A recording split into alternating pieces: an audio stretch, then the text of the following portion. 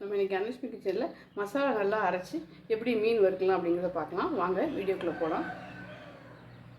மீன் பொரிக்கிறதுக்கு நான் மீனை கட் பண்ணி க்ளீன் பண்ணி எடுத்து வச்சுருக்கேன். கொஞ்சம் பெரிய மீன் சைஸ் டிஃப்ரெண்ட் சைஸில் இருந்துச்சு, நான் எடுத்து வச்சுருக்கேன் க்ளீன் பண்ணி. இப்போ நம்ம அதுக்கு மேரினேஷன் பண்ணுறதுக்கு என்னென்ன பொருள் போடலாங்கிறத பார்க்கலாம்.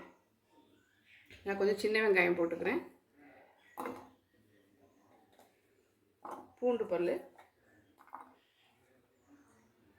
இஞ்சி ஒரு துண்டு, புளி நீங்கள் பேஸ்ட்டாகவும் போட்டுக்கலாம், இல்லைன்னா புளியாகவே அப்படியே போட்டுக்கோங்க, கொஞ்சம் கருவேப்பிலை, கொஞ்சம் சோம்பு, சீரகம், மிளகு, மஞ்சத்தூள், மிளகாத்தூள், காரத்துக்கு தகுந்த மாதிரி போட்டுக்கோங்க. இல்லை நீங்கள் வரமிளகானாலும் வரமிளகா போட்டுக்கலாம். அடுத்து மல்லித்தூள் எல்லாம் போட்டால் கொஞ்சம் மேலே நல்லா அந்த சாந்து இருக்கும், அதுக்கு தான், வேறு ஒன்றும் இல்லை.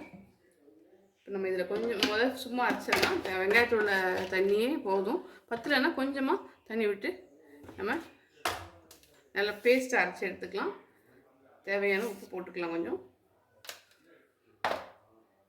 பார்த்திங்கன்னா நல்லா நான் ஃபைன் பேஸ்ட்டை அரைச்சி எடுத்துகிட்டு வந்துட்டேன்.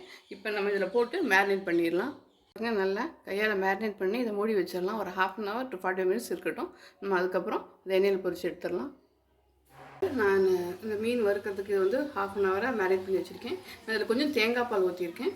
அடுத்து கொஞ்சம் ஒரு 2 பல் பூண்டு, ஒரு 3 சின்ன வெங்காயம், கருவேப்பிலையை கொஞ்சம் தட்டி இதில் இப்போ தான் சேர்த்து வச்சுருக்கேன். இப்போ நம்ம கொஞ்சம் கொஞ்சமாக போட்டு எடுத்துடலாம். நீங்கள் தோசை தவாவில் கூட போட்டு எடுக்கலாம், இல்லை இது மாதிரி நீங்கள் பாத்திரத்துலேயும் போட்டு எடுக்கலாம்.